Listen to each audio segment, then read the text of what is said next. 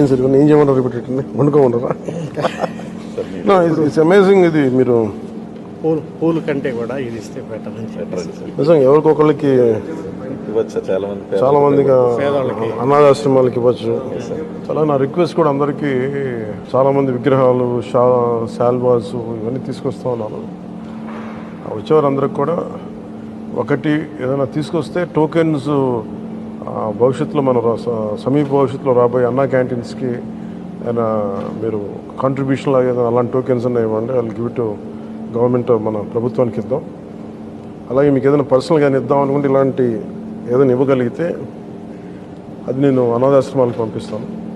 అలా కాకుండా ఈ విగ్రహాలు శాల్వాలు ఇవన్నీ నిరుపయోగంగా అయిపోతున్నాయి. ఆ విగ్రహాలకు కూడా ఏం చేయాలో తెలియట్లేదు. అందుకని దయచేసి నా విన్నపం, మా ఎంపీస్